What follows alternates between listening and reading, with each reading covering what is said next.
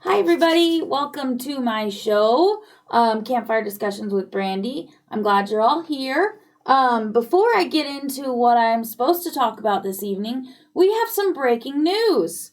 It turns out that as the Twitter deal closes today, Elon Musk has fired the CEO and top executives at Twitter. And on video number 4, here you go.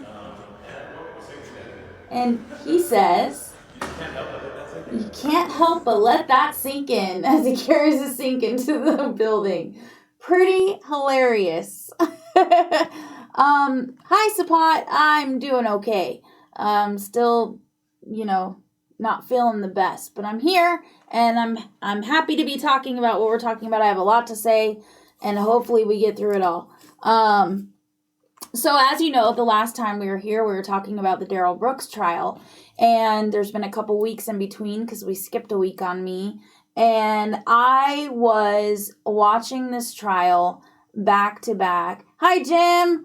And I gotta tell you, I've watched almost every second of this trial, and there is so much to discuss here. The verdict is in, and we'll talk about that in a minute, but I wanted to talk about a few things. First of all, let's look at a few of his pictures to show just how terribly behaved this guy was. So, picture number 1 of Darrel Brooks is him arguing with the judge, and so then there's picture number 3. Okay, this one is him making faces at the judge because he disagrees with one of her judgments. On one of his many objections, okay? This guy objected to everything, okay? He would say objection to every single question the prosecution had for a witness, and his disrespect was just blatant. Picture number 5 is him when he stared down the judge, and I have a video of that in a minute. Stared down the judge to the point where she had to take a break and leave and walk away for a minute because he was absolutely scaring her. Yes, he will, Sapot, and we'll get to that in a minute. Picture number 6. If we get there. Another one. This is where he's staring at the prosecution because he's angry that they brought up the fact that he's a sex offender. Picture number 7. And the fact that I know all this is crazy. Another one where he's looking at the prosecution with disgust, okay? And I want you guys to look at the people behind him. All those people that are in the gallery just watching this guy disrespect the victims, disrespect the prosecution, disrespect the judge, and look at the bailiff behind him on the left. Yeah, I watched the entire trial. I know everything that happened during this trial, you guys. This guy is a menace to society.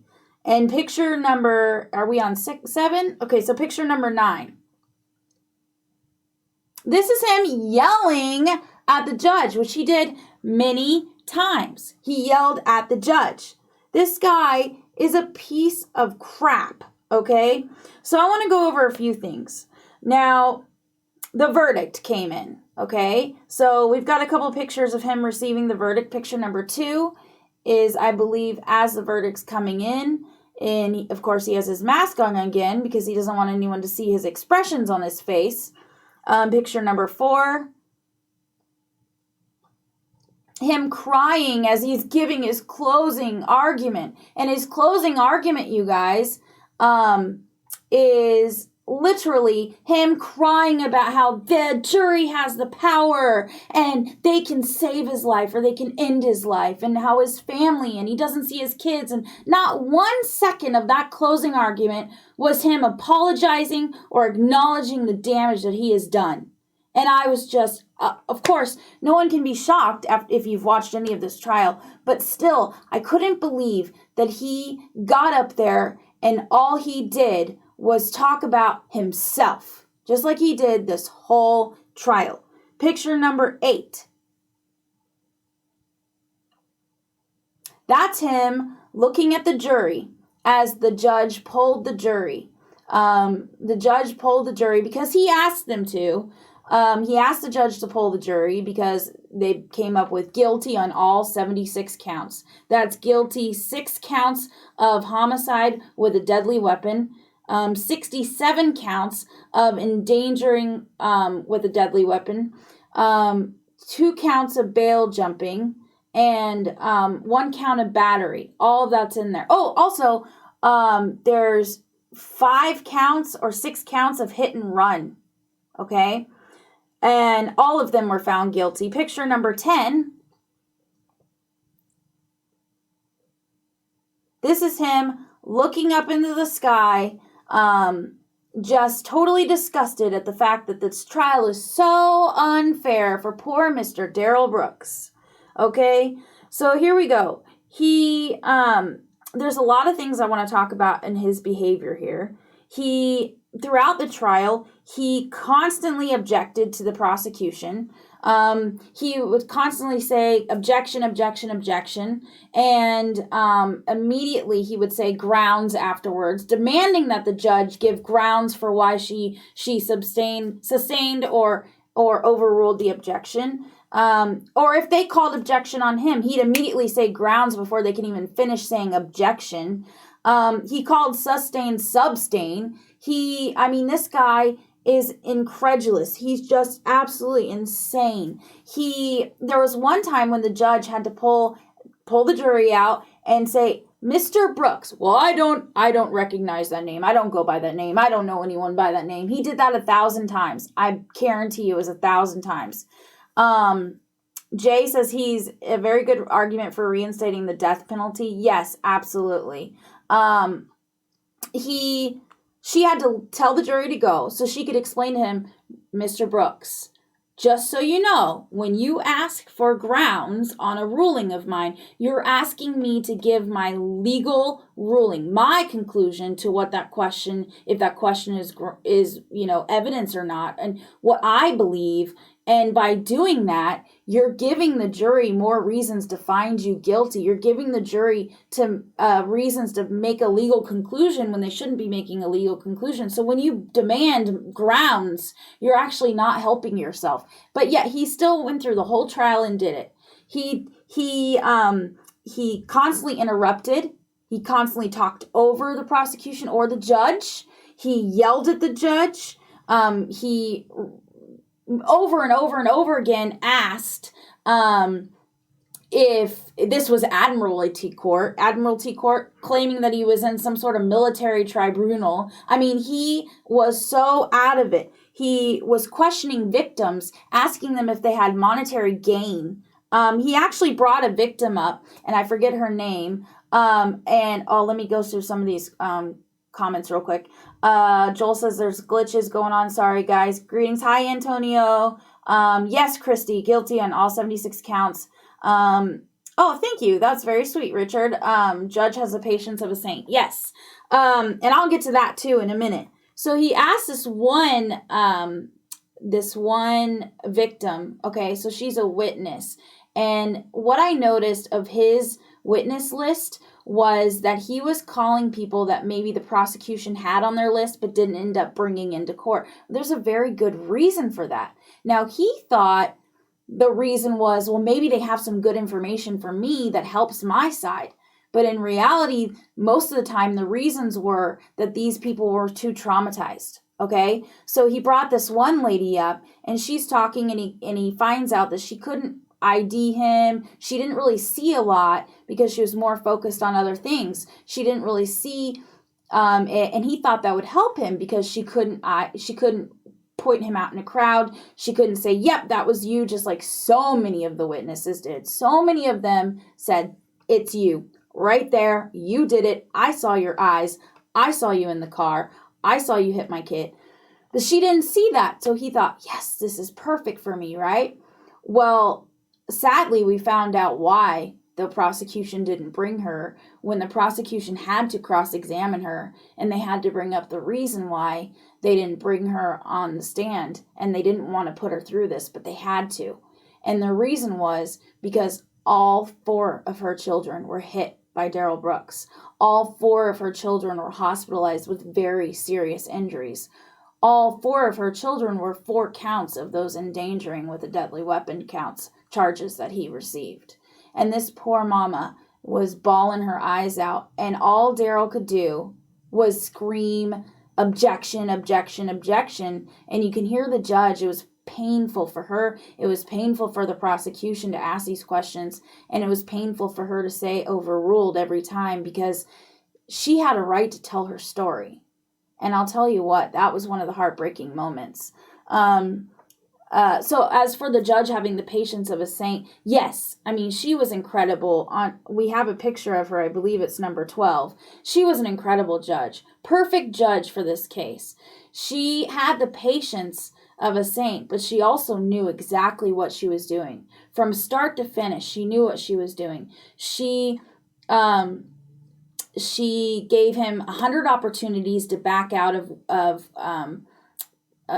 representing himself. She told him at least 10 to 15 times, if you represent yourself, you will not have legal representation. You will not be able to get, I can't give you legal advice, and you will not have somebody here helping you. You will be on your own, and we are not going to stall, and we will proceed with this trial as we were. You will not get help. The one thing that people might not realize is he had all the notes that his lawyers worked on for the whole 10 months right there with him that he was able to use.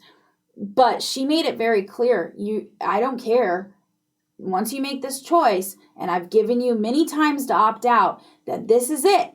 This is the end of it, and I don't want to hear it. Well, of course, throughout the whole trial, he claimed to not understand. Whenever she'd give him paperwork, he'd say, I accept for value, return for value, claiming that he never received it. They would read it into record, and he'd say, I don't understand, I didn't hear you. I don't see this paperwork sitting right in front of me. I don't hear it. It's I don't know. It's not my paperwork. I mean, he is out of his head. Somebody said, does he have any problems in his head? He was tested for, because he wanted to plead insanity, but they found him completely sane. How can a normal person do that? He's not a normal person. He's a sociopath, psychopath, narcissist. I don't know what the words are, but he is evil. Hi, William. James said, I'm glad to see you. Glad to see you too. That's so cruel. Yes, it is. She's the next Judge Judy. You know what? I heard a lot of comments about this judge. Some people didn't understand why she was being so lenient with him while she was allowing so much. But the reason she was allowing so much was because she wanted to make sure that these victims only had to go through one trial. She did not want him to have any opportunity of mistrial or any opportunity to appeal. Now, he is going to probably, most definitely take the opportunity to try to appeal, but that doesn't mean they'll accept it or it'll go through. She wanted to, every single thing, she made that record very clear over and over and over again. She made it very clear, and I think she's brilliant for doing that. So some people were saying they wish Judge Judy was there, but I don't think Judge Judy would have been able to handle it the same way. As a judge, she tried everything she could. Yep, and I appreciate her for that. Yeah, me too, Michael. Tristan said, I appreciate it. Joel says, he is a spoiled, entitled little brat, is finally getting what he deserves. I agree. Christy says he's going to try for an appeal. Funny thing is, he won't get a public defender since he represented himself. He will have to hire an attorney. That is true. And he won't get that appeal. I would definitely said that's what he deserves. Yes, I agree. Now, we're going to go to a commercial real quick, and then we'll come back and finish up with this because I have a few more things to say about it. And obviously you guys too. This was an insane case. So our commercial is for Whitney Signs. They're a local sign company here in town. They're amazing couple. We love them to death. The mayor and his wife run this little sign company, and they do incredible work. It is awesome. And also, he is rerunning for mayor of our town. So if you live in Estacada and you can vote for the mayor, please vote for Sean Drinkwine. He's amazing. So check out their commercial.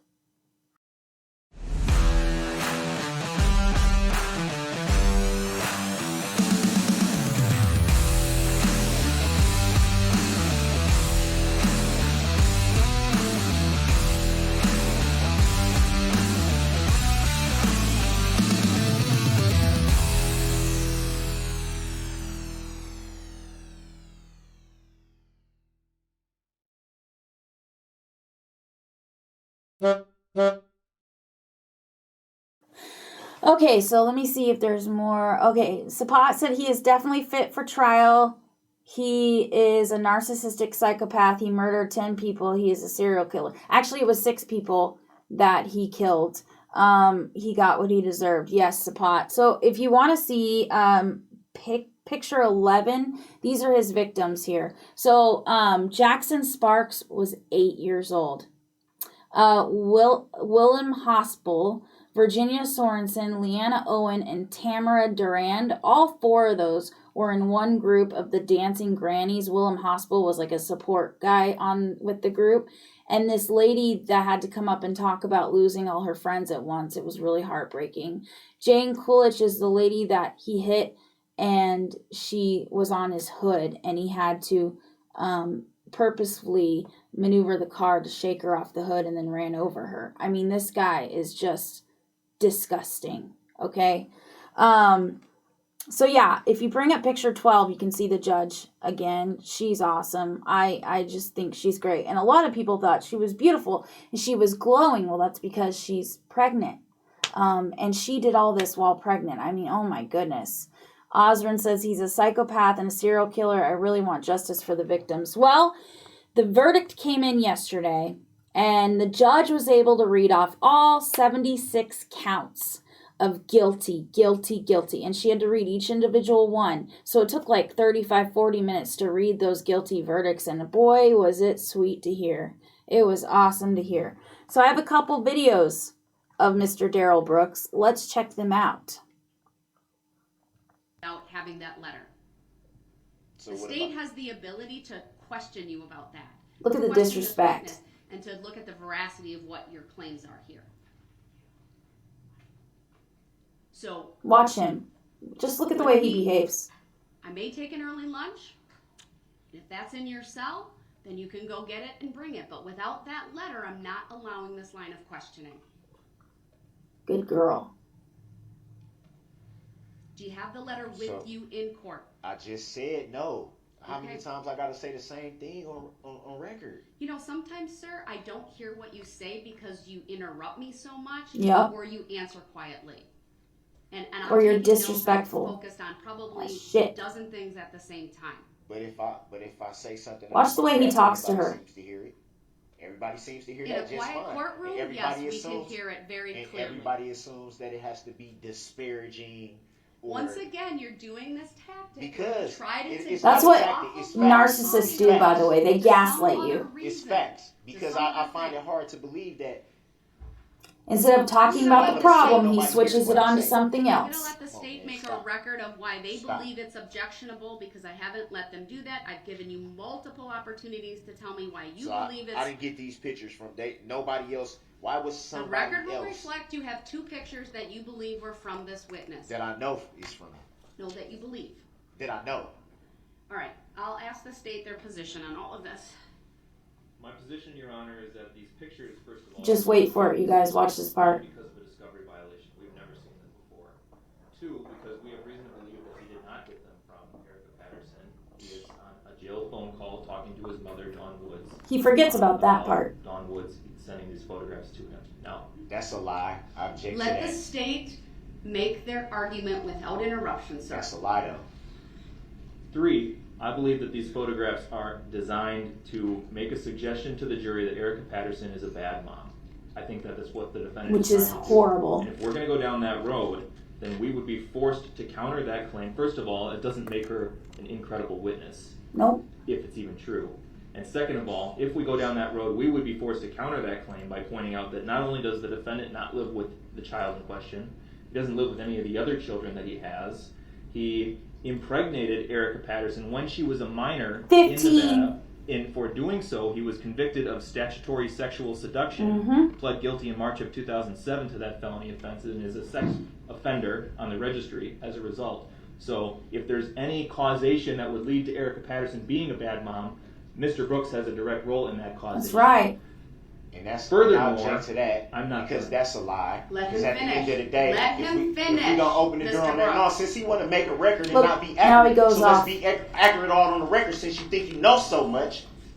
Once So we again, can Mr. open the Brooks door is on. being We can open the door loud, on how old she told me disrespectful, she was when we interrupting. met. We can ask that question He is too. Then over the Did you top, ask that? animated Do you right know now. that? Mr. Brooks, I'm ordering you to sit down and to let the No, state that's finish. not. I'm not going to sit here and let somebody be inaccurate on the record and lie on the record. Right. Under Illinois versus Allen, I've warned him repeatedly. He's being removed from the courtroom. And you know what? Let me dial that back. We're just going to take an early lunch, 1 hour. We'll be back. And unless he brings that letter, Yeah. You got that right, Millie. She will not be questioned. And under 906.11, I will declare the He cross-examination. did this the whole trial, you guys. This was his behavior the whole trial. So let's open the door on all of it then, so we can get all of it on the record. Since you think you know so much. Listen to the way he talks to them. No respect for the court. Did you know she said she was 18 when I met her? No respect for the prosecution. No respect for the judge. No respect for the court at all. That was the whole trial, you guys. Screaming and yelling and just, it's all about him. I mean, oh my gosh, it was crazy. Okay, so somebody said, F that guy, that son of a bee. He had shock shackles on. They could have used them. Yes, Christy, but I really firmly believe they let him get away with a lot because they do not want any chance of him getting that appeal that he files for. I really believe that. What kind of attitude is that? Exactly. I mean, and as you notice when she's talking to him about this issue, the issue was he all of a sudden showed pictures to Erica Patterson. By the way, his ex that he ran over and broke her leg a couple weeks before this incident, by the way, and then he punched her in the face that day, I believe. He showed her these pictures out of the blue, came out of nowhere, said, how did I get these pictures if you're so afraid of me? Well, they shut it down. They made the jury leave. Everyone, the jury had to leave and they were discussing it. And she said, if these pictures came with a letter from Erica Patterson to show that she's in contact with you, you need to bring the letter so we can see it and we can look over it and to see if that's truthful or not. And he says, well, I don't have the letter. I brought the pictures. I didn't think I needed the letter. She went on to say, well, then you can go get the letter when we take lunch and you can bring it back and show it. And to distract from the issue, he went off about, well, the defense can do, or the prosecution can do this and they can do that and they can do, he was gaslighting. It was doing exactly what a narcissist does. They take a turn and try to blame the other person for something that he's lacking. And then the prosecution said, well, he must forget that we hear all his phone calls in jail because he was just talking to his mom and his mom is the one that sent those pictures to him. And that's when he got all kinds of upset and attitude. Now there's one more video I have, and this was, to me, this was the worst moment, well, the worst interaction between him and the judge that happened during this trial. I'm not going to say a word. It's only 1 minute. I want to see what you guys take from this, so make sure you send your comments in. So let's check this out. You want to run the record back? Mr. Brooks. So I'm the only one. I got one. Mr. I got Brooks. one ear that work, and I heard that. This is to benefit you so that No, it's you not. understand Ain't none of your this to benefit witness me, so let's has be a clear about prior that. record. Your Honor, when I leave the table, I'm away from the courtroom, and I have to elevate my voice. This is the So she alleged record of Abel Lescott. Stop talking. Come on, man. Like, I don't know who y'all be thinking y'all fooling. I accept the value in return for value this document. One more interruption and you're going to be removed to the next courtroom. That's what you want to do anyway. It's not what I want to do. Do not interrupt Attorney Opper. So can Your you Honor, tell, I can believe you he split? has 7 prior criminal convictions via OWI 2nd from 1997, and OWI 3rd from 1997, and OWI 4th from 2003, criminal trespass to dwelling from 2006. Right, I need to take a break. This man right now is having a stare down with me. It's very disrespectful. He pounded his fist. Frankly, it makes me scared. And we're taking a break.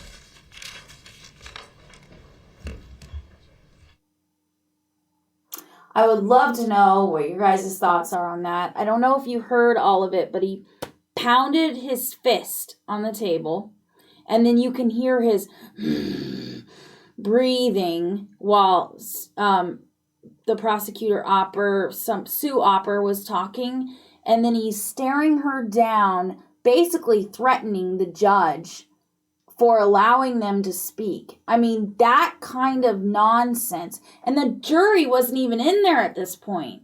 But that's the kind of bullshit this guy was putting them through during this whole trial. It's just unbelievable, you guys. The nerve of this guy to stall and play games throughout this whole trial, throughout the whole process, and act like that with that kind of behavior. And then at the end, when the verdict is found, he's guilty on all 76 counts. Every single juror stands up and says, yes, this is my verdict. Yes, this is my verdict. Every single one of them stand up. And he had the nerve to say, I'm not satisfied. Well, screw you, buddy. Let's lock you away and throw away the key, whatever it's you say. That guy needs to go away. Now, the hard thing is there's no death penalty in this state. But with all the charges he has, the great thing is 6 of those charges are life in prison.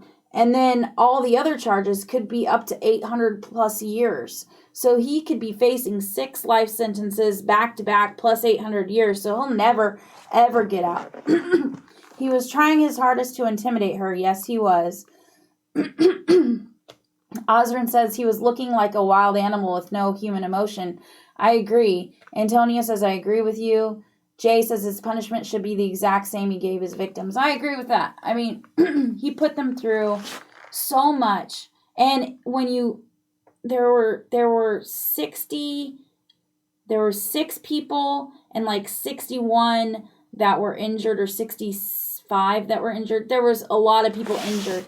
And they could have charged him with recklessly endangering for every single person that was affected at the parade, but they only charged it for every person that was injured. To have that many counts and it's only charged for the people that were injured, that blows my mind. That means he injured over 60 people and killed 6, but he changed the life of hundreds to thousands of people that were there.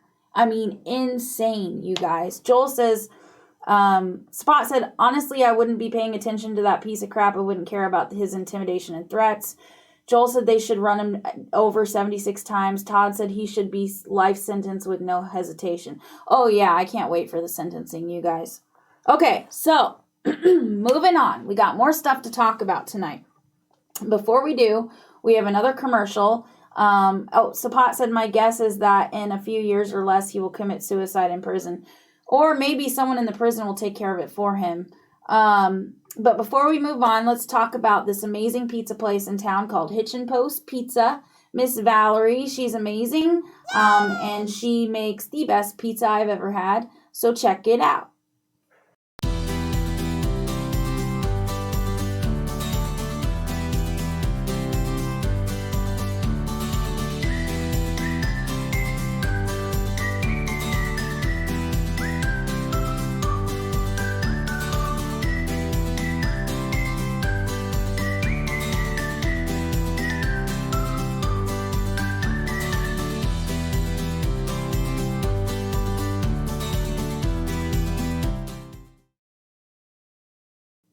Okay, so the next thing I want to talk about, I have a couple of things to talk about.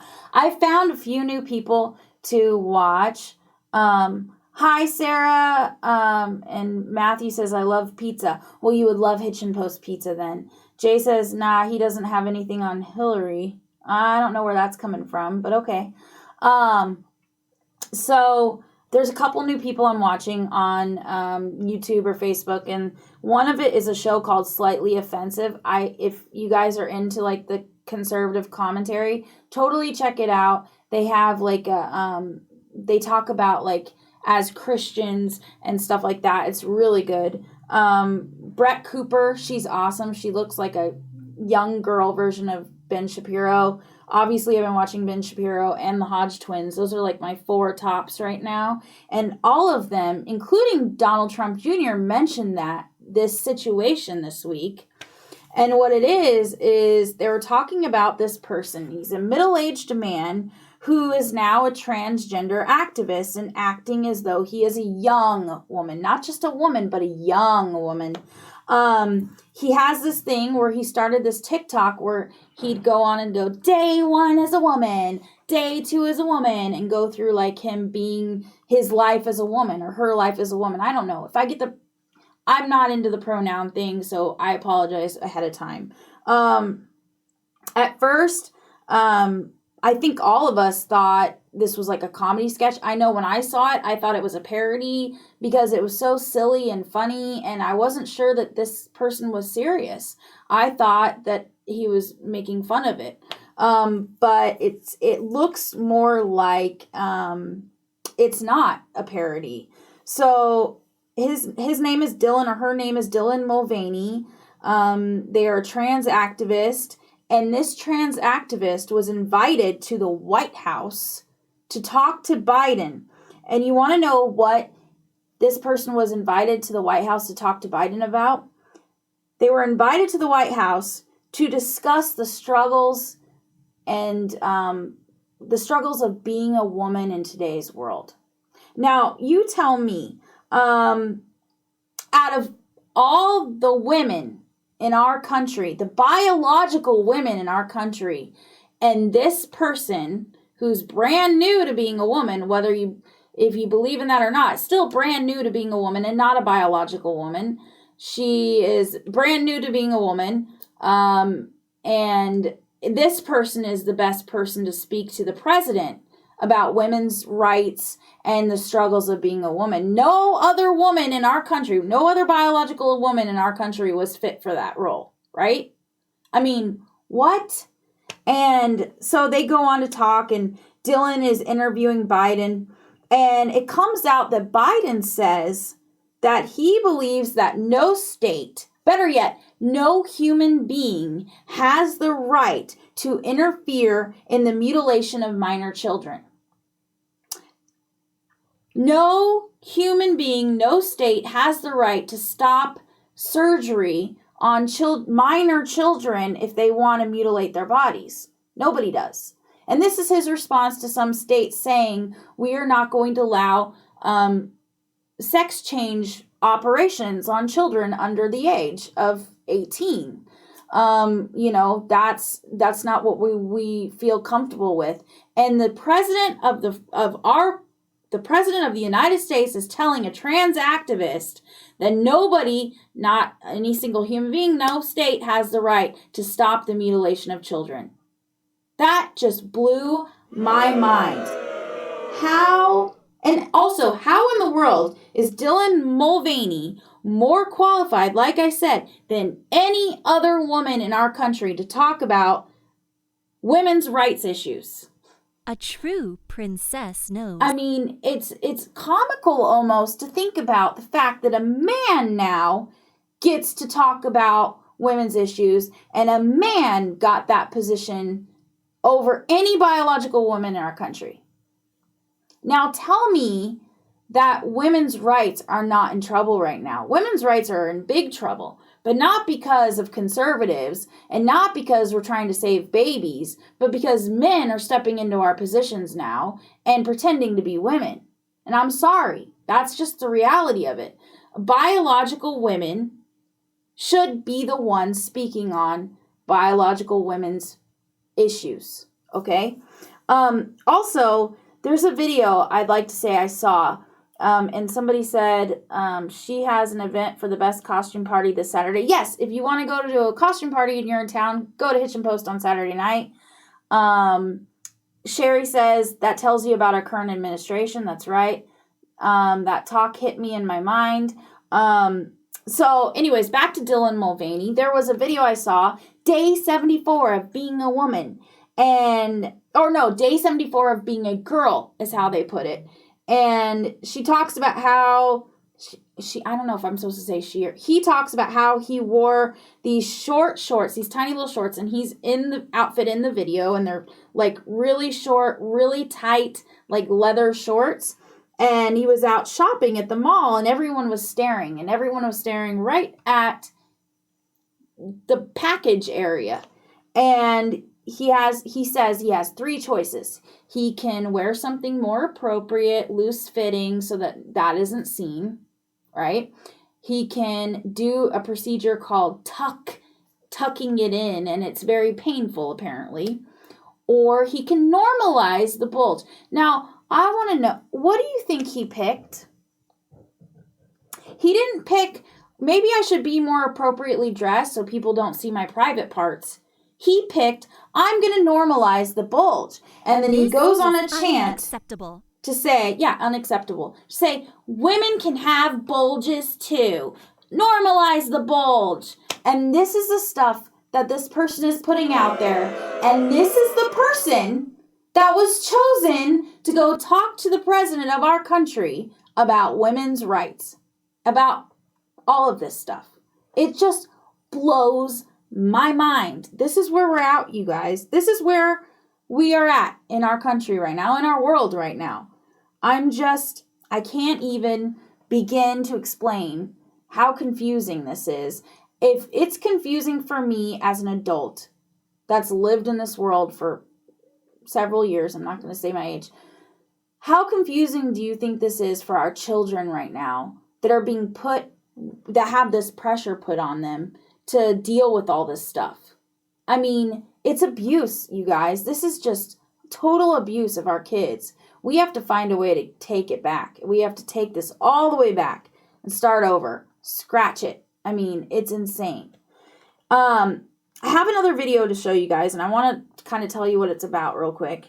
So this dad, I've shown you guys many videos like this where parents go to the school board and they complain. This dad came to the school board. He's talking about several books. One of them is called It Feels Good to Be Yourself, a book about gender identity. It's in 2 of the elementary schools in the school district. The irony about this video is that YouTube bleeps out a lot of the words he says while he's reading one of these books, but these books are available to our kids without bleeps, without anything. Somebody said, I will not let some stupid trans man claiming to be a female tell my son to mutilate his body parts. And Jay says, sure, women can have bulges too, right on the chest. That's where they have them. Scott says, just imagine what is on those early adults or children's heads going, who will watch these. So this dad is reading this book and it's bleeping him out, but these books are available to the kids. He goes on to talk about what's in some of these books. Like one of the books has a graphic description of the rape of a 10-year-old girl. One of them is talking about experiences sexually. He didn't even feel comfortable reading it to a room full of adults, yet it's available in their elementary, middle schools, and high schools. So we're going to watch this video, and I want you to pay attention to how the school board sits there, how they react, and what they do. And then we'll talk about it. So let's check. It's video number 3. So you guys probably are aware that TPS and Mustang schools are going through some accreditation problems via HB 1775. You guys are going to have the same issue if you don't clean it up. And I'm going to find it, and I've got some connections that I've made over the last couple of years battling you guys that I'll bring that to bear. These books. This is in 2 elementary schools. It Feels Good to Be Yourself, a book about gender identity. Sanger and Will Rogers teaches the kids that the doctor is merely guessing whether it's a boy or a girl. Unbelievable. That's a millstone offense. Explicit child rape, child molestation. Do these have academic value? I like how respectful the dad is. He's talking about You guys are going to have to answer that question. And what's the it shouldn't take a academic form. purpose of this? If I send an email to a man who's in charge of protecting the innocence of our children, and the response is fill out a form, I would consider that a millstone offense. There's a rape of a 10-year-old girl, graphic, in this book. It's heartbreaking. By no means should there be a ban on books. Don't mistake what I'm saying for that. There ought be academic books in the school libraries. And this problem, I never imagined it would be at my alma mater. I went from 4th grade up. Me too, Stillwater Laura. Public Schools. I'm an alum. And We have books after book after book after book. This at the junior high. This book contains sexually explicit assault and battery. I hesitate to read it. I don't Watch feel the comfortable school board reading it to there. adults. 13-year-olds can check this book out. And you guys have bought it for them and provided it for them. And it needs to be corrected ASAP. Are you going to eat her? Yeah, Earl, I'm going to eat her. Unbelievable. Do you even know how to eat? No, not really. Look at their faces. Papa Gaines never sat you down and said, son, one day you're going to have to eat. No shock. No, but he taught me how to eat a. No cares. Yep. I would teach you some technique, but it's a little complicated. Son, I don't have time for that. I got 20 over here I need to eat. Is that right? I'm on a deadline. It goes on and on and on and on and on and on. There are 79 in this book. 79. None of them look shocked, by the way. 51 shits, 11 dicks, 15 and 9 goddams, and the list goes on. And you guys need to fix it. You notice, and yeah, Kelly, this is a father who, look at their faces. If you Nothing. enjoyed this video, hit like and Nothing, I mean, nothing of shock on their faces. And Kelly, this is a father that came to the school board and found a bunch of books that are in the elementary school, the middle school, and this book that he was reading was available to kids. And he's telling them, these have no academic value.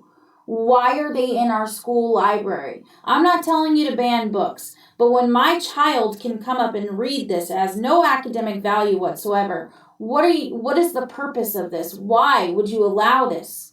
And he even says before he starts reading it how uncomfortable he is to read this to adults.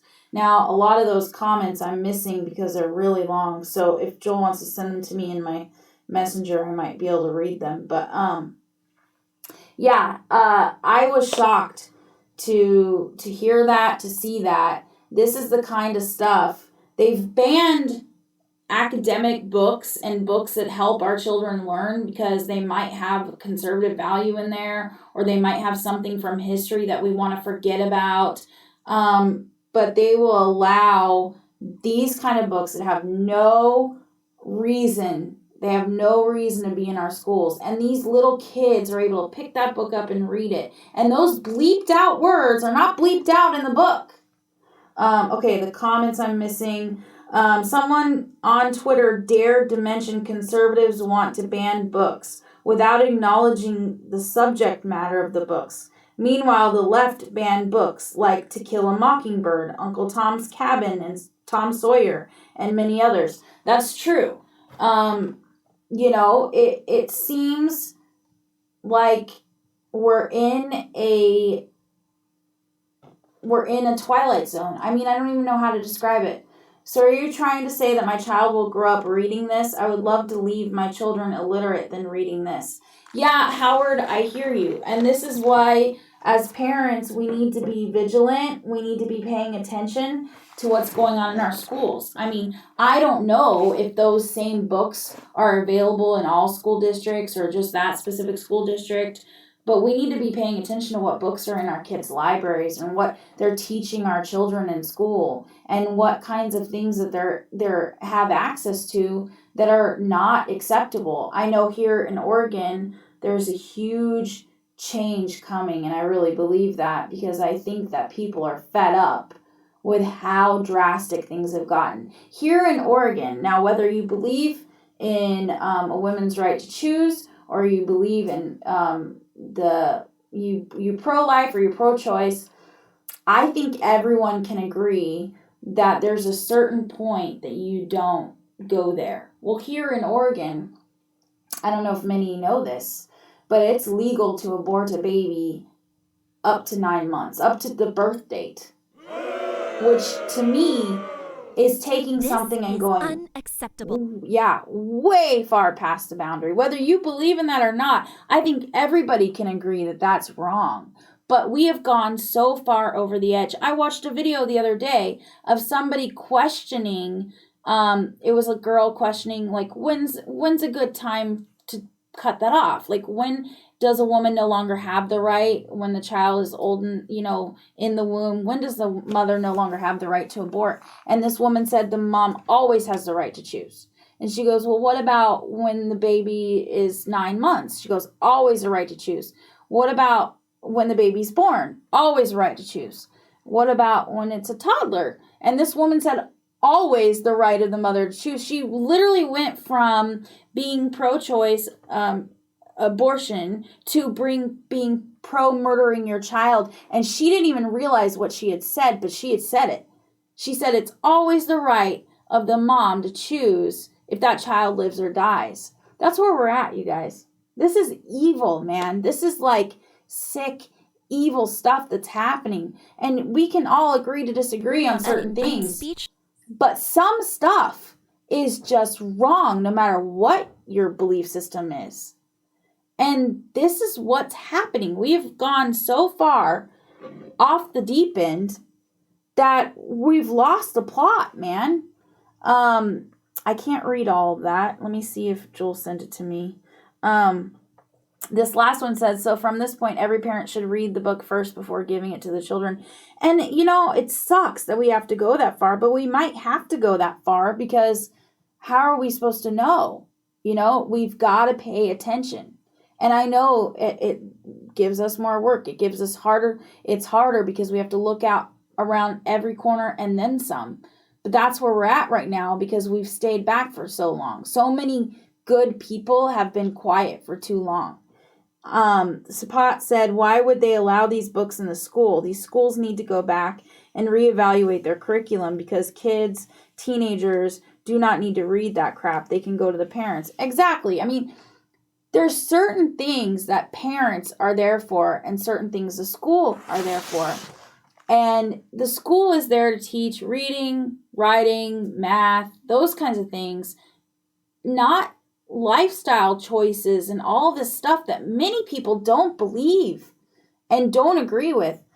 Sherry says, as I sit here with my 4-year-old granddaughter, this breaks my heart. How could people think it's okay? I don't know. It breaks my heart too. It's exhausting. It's horrible. Jay says that's taking the threats of I brought you into this world. I could take you out of it to the next level. Wow. Yeah, it is. And the fact that this woman was able to say that with a straight face, no blinking, no waiting, no thinking, just always the right, always has the right. Just craziness. And this is normalized, you guys. This has been normalized. So I urge you all to step up, to start paying attention, be there for your kids, follow what's going on, get involved in their school, get involved in their know who their friends are, know what they're learning in school, pay attention to the curriculum, look at the books that are in the libraries, and get involved. Get involved. That's a big part of it.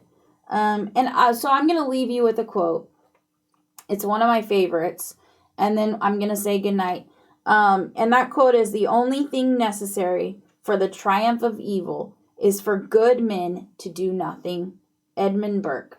And I truly believe that.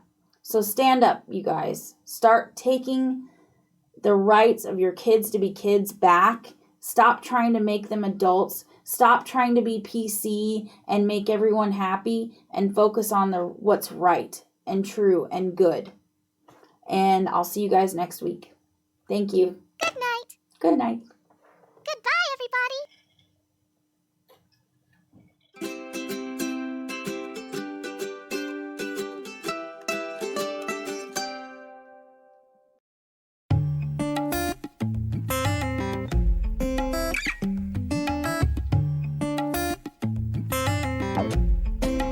Vocal